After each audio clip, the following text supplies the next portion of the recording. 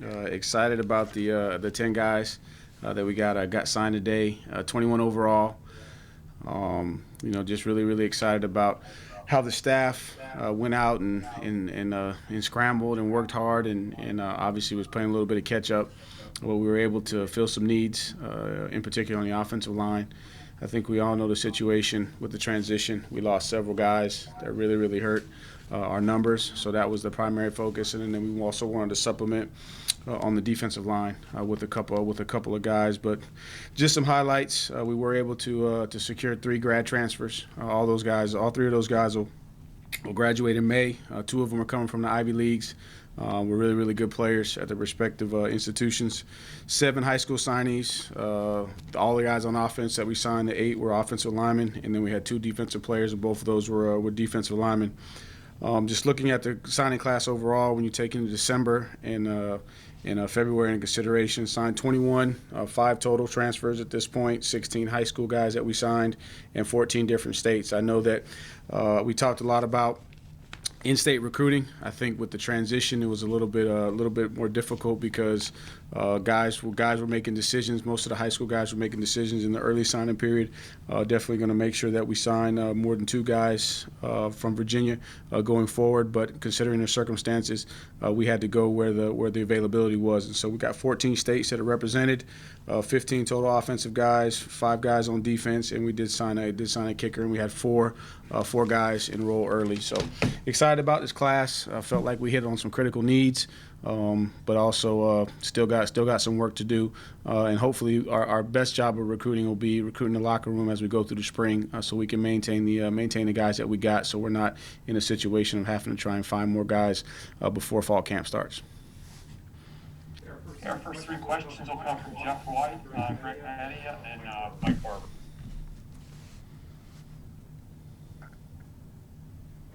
Hey, Tony, I wanted to ask you about the grad transfers. I believe all of those guys come with 2 years of eligibility. Was that important for you to have guys who you'll have some time to work with and they're not going to just be one and done? You'd prefer that, especially when they're kind of coming in at ground zero with a chance to help establish the foundation of the championship culture that we want to establish going forward in the locker room. It wasn't a prerequisite. First time recruiting in the portal. It's a challenge because we were on some guys that we thought we were going to have a good shot, and before we knew it, we were out of the ball game, and then other guys popped up. So it wasn't necessary that they had to have 2 years, but it's a great benefit to us because they're now, especially in the positions that they're coming in, they give us experience. They give us in the locker room the ability to bring some leadership, and then on the field they have 2 years to produce. Hey Tony, Greg Medea from the Daily Progress. As far as the two old lineman transfers, John Paul Flores and Mack Hollensteiner, what you guys see there, and do you think they can compete right away for playing time? You anticipate that they will be able to compete because of their experience. If you look at the situation, you got one guy returning with some experience, and then that's it. So these guys are going to come in with multiple years of experience, multi-year starters. They played at a high level. They were all conference level players, guys that went and developed. So physically and mentally, they're developed. And then you look at John Paul. He's coming from a situation where his team is won the Ivy League, last couple of years. So again, there's championship experience. Big Mack, is a 2-year starter. He's an all Patriot League selection. So you're talking about guys that played at the highest level in their respective division, and I think they'll have an opportunity to compete. And plus, with the landscape of everybody kind of starting, there'll only be 15 practices behind. So it's not a situation where they're coming into a program that's established, where guys that have been in the system. So all the young guys, all the guys on the roster will just be learning the offense, and we'll have 15 practices. But hopefully, you get these guys in May, June. They can make up that time with the structure in the summer. Morning, Coach. I wanted to ask you, with Virginia Tech and Brent Pry taking over the same time as you, how does that impact the dynamic of you laying kind of the ground for recruiting in state? And how often did you go head-to-head or run into those guys this cycle? Right. I think a ton of respect for those guys, but they're not going to impact how we go about recruiting. The philosophy that we're going to follow and live by is what we believe in house. Did not see as much of those guys on the road that I thought, but I know they were in the state. I know they were hitting it hard, and they're going to work their tails off, and we're going to work our tails off, and we're going to win some battles. We're going to lose some battles, but in particular in this recruiting cycle. In the early signing period, there was a couple of guys that we went head to head with VTech, but in the second signing period, I don't recall many just one-on-one battles, and I think it was a similar situation, both with the timing. They had a little bit of a head start, but still, with the transition and guys trying to sign a week later, it's hard for you to get in a race, especially when relationships at other places have been established over a extended period of time. Thank you. Yeah. Next we'll go to Preston, Jackie, and Jerry. Hey Tony, Preston Will at CBS 19 in Charlottesville. You signed 8 offensive linemen in this class. I know a lot of those guys leaving had a big impact on that, but kind of what was your message with Coach 2J when you kind of came on and specifically targeting that area? Well, we were hopeful that we possibly could have retained a couple of the guys that were leaving, but at the end of the day, they made decisions that they felt like was best for them. You respect that, and they're going to do well wherever they may be. But for us, it was a numbers situation. I think we had 9 guys on the roster, like to carry somewhere in that 16 range with the offensive line. We targeted some grad transfers to bring in some experience because we did not have experience, but then we also wanted to have guys that we can bring into the program that possibly could be ready to play early, and then other guys that we knew were going to be some developmental guys. So trying to solidify the room and balance it out. So hopefully that we wouldn't be in a similar situation down the road if we did have some guys decide that they want to move on once they graduate. So the message was, hey, let's go hard. Everybody jump on board. Let's identify the best guys that are available out there. Let's go recruit them, and let's try to build this room up to where it needs to be. Jackie from 24/7. In a bigger picture type of question, this is your first foray in the transfer portal. Do you feel like the recruiting calendar needs to change, or just how the transfer portal and how you handle transfers might need to be adjusted by the NCAA rules? Maybe do like transfer windows, sort of like European soccer does, where it's Right. 2 time periods for dealing with transfer portal? I don't have enough experience yet to say exactly what I think it should be, but I know that the whole calendar just needs to be evaluated from a recruiting standpoint, because you're talking about the transfer portal, but I'm also in a situation now where I'm thinking big picture and not just the players but the staff. So I'm thinking about the mental health of the staff as well from a recruiting standpoint. And it looked like several years ago we were going to a model where the assistant coaches were going to have opportunity in the summer and specific times in the year to be off the road recruiting so that they can be the most important thing that they're supposed to be, fathers and husbands. But now it's all year long, especially with the portal, and then there's things going on behind the scenes that aren't supposed to be happening, that are happening, that you gotta deal with. So I think there just needs to be some structure so that there can be a little bit more clarity, and then let's figure out how we can protect the high school player as well, because now what you're seeing a little bit of is a lot more teams are focused on the portal, and rightfully so, because you can get more of a quote unquote ready-made product. I still want to be a developmental program, so I don't want to make a living or have to make a living in a transfer portal. So I got to do a good job with the development in the environment and making sure that these guys are enjoying their experience and finding value in it, so that we don't lose guys. But we're always going to have to supplement in this day and age. But I don't know the exact answer, but I think the whole calendar from a recruiting standpoint needs to be revisited, and let's focus on what's most important, and that's the opportunity for young men to go see campuses. Coaches have an opportunity to visit them in their environment, and then let's put some structure around it, because also it taxes the kids on your roster, because now they got to be hosts. So you think about, they get a free weekend, and now all of a sudden you're asking them to host somebody else on one of their free weekends. So there's a lot of different parameters that need to be evaluated, just in my opinion.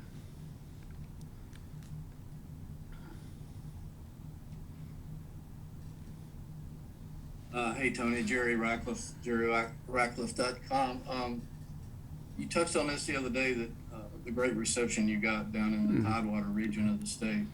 Some of your former players, long time gone, have expressed some frustration that they felt like Virginia had kind of given up on recruiting that part of the state. How important is that for you to reestablish those ties and make that a valuable part of your recruiting effort again? I think the whole state, not just the Tidewater. I'm starting to understand why that may have be the sentiment or some comments, because I know that that's predominantly where a lot of the great players of the past have come from.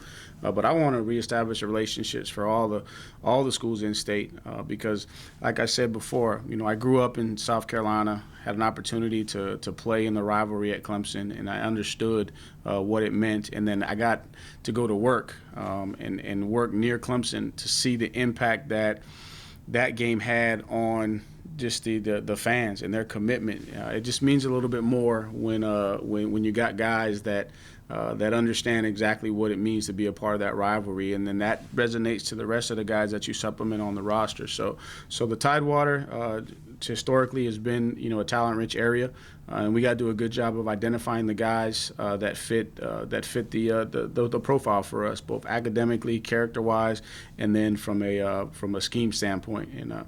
And I just believe in an inside-out mentality. That's the focus there. If I may follow quickly, Yep. I noticed there were no quarterbacks on this in this class.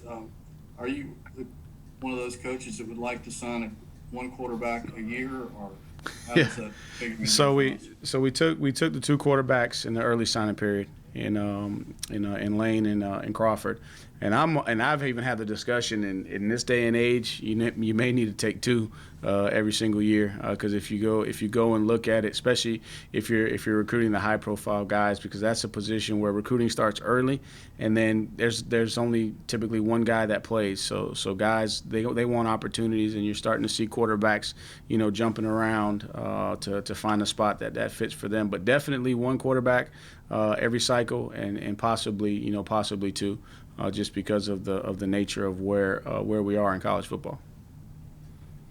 Our next three questions will come from Damon, Jermaine, and Hank. Hey Tony, you mentioned still having some work to do. What are some of the spots that you'd still like to supplement and add to here as we move forward? Right, I think Aaron coming back was big for us in the interior D line. So I think we need to continue to work there to increase the numbers on the interior D line. Still can't have enough of the edge rushers. Wide out we're good, possibly a running back. Another running back. Really excited to see these guys get an opportunity as we install the offense, because I believe we're going to be a little bit more balanced and give those guys some opportunities to showcase. But just looking at numbers-wise, possibly another running back, another tight end, trying to target some guys with some experience to help that transition in that room, with some of the tight ends being younger guys. Those are the areas right now. Linebacker, we're in good shape. We got a lot of depth there, and I think we got some talented guys coming up. But some more edge rushers. D line, you can't have enough of them. Offensive line, we're in good shape. Receiver, we're in good shape. It'd be more so, the running back position, the tight end position, and then see can we find some more help on the D line, and then if you run across just an elite secondary player. I was going to ask about the secondary. Yep. So. I think numbers-wise, we're in good shape, and that's one thing that I'm having to do too is balance the numbers back out. I think with the way that they recruited in the past, they had some guys that are linebackers / defensive ends. So some of those numbers, and let's say we get into spring ball, and some of the guys that you have penciled in one spot fit better in another spot. So then that may change the numbers that we're looking for as we go into fall. And we definitely got some more numbers that we got to fill. Hopefully we won't have any attrition during the spring, but I'm pretty sure that once we come out of spring practice, you're going to see another wave of guys that are going to be looking for different opportunities. Morning, Coach.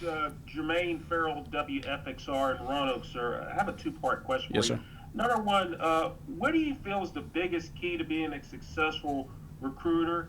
And also, take me back to the time when you were a high school student and you were being recruited by college. Okay. I think successful recruiting still hinges on relationships and being authentic. For me, it's always trying to make sure that I establish a relationship with the coach, and so he knows my intention. He knows I'm there to recruit his players, but why do I want his players? Why do I believe they fit the program that I'm representing? So I think authenticity, consistency, and then strengthen that relationship. And when I think back to when I was in high school, it was different. There was no internet. You really didn't get recruited until your senior year, or maybe even after your senior year. And so I remember that once that senior year was done, college coaches would come in, but it wasn't like they were text messaging and they would call, but he had one phone in the house, right? And there was no caller ID. So so hopefully you caught it, or you were home, or you missed that call. So the communication was not as consistent as it is right now, and the process didn't start nowhere near as early back then.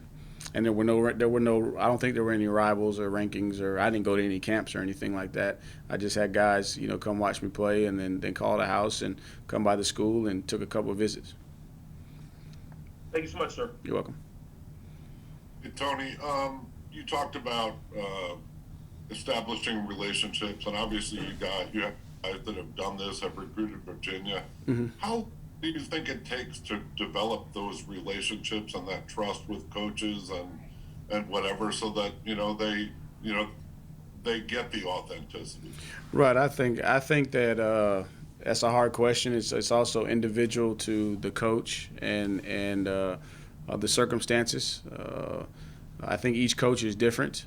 I think you can go in some situations and immediately create a bond and have chemistry and cohesion. I think there's other situations you're going to go in and you got to earn that trust over years of dealing with that coach, but then also making sure that any players that they send to you have a great experience. So it varies, but I think that the mindset that we have to have is that it takes time and we have to be intentional, and the relationship is not just while we're recruiting a specific player. We're recruiting the school for the long haul, for all the players that come through that have an opportunity to come to the University of Virginia. And I think that's what has changed with recruiting to a certain extent.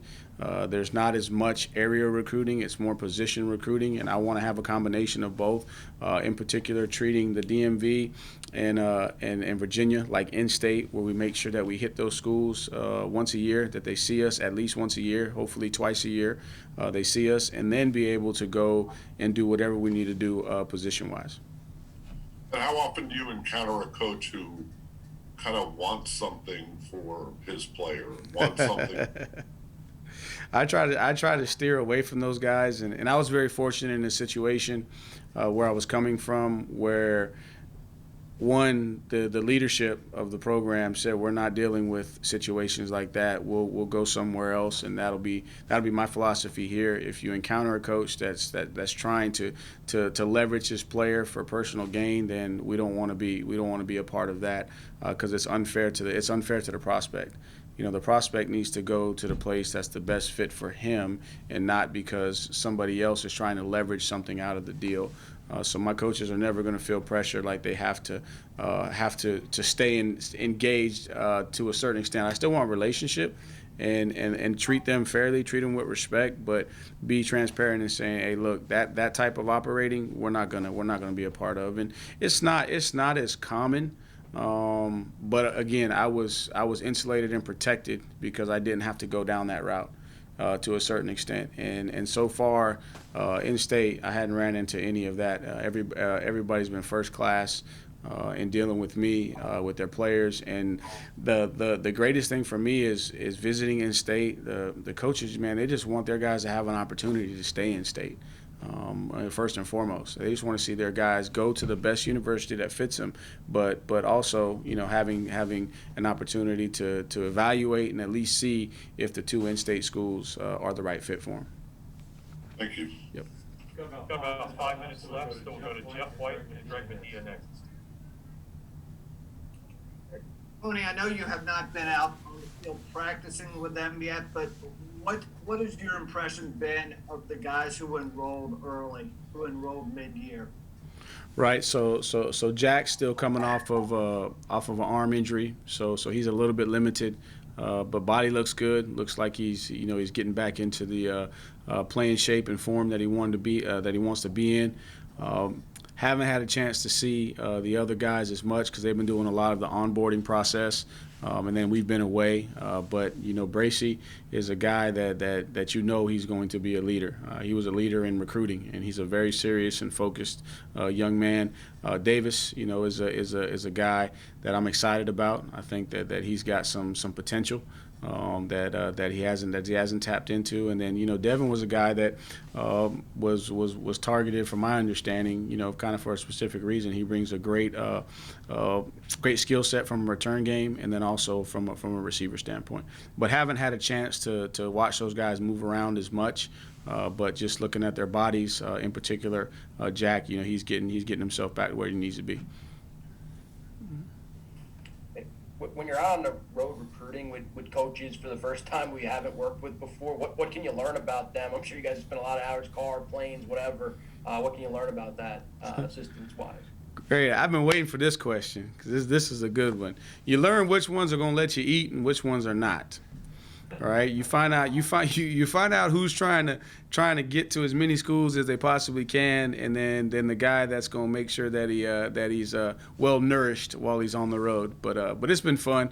All the guys have been great, and it was awesome, to walk in. I know typically when we walk into school with a head coach, all the coaches want to see the head coach. But the reception that I got, in particular for the guys that I retained on the staff, you could tell that they had some previous relationship with the coaches in their areas once we got there. But some guys, man, they don't let you use the bathroom. They don't let you eat.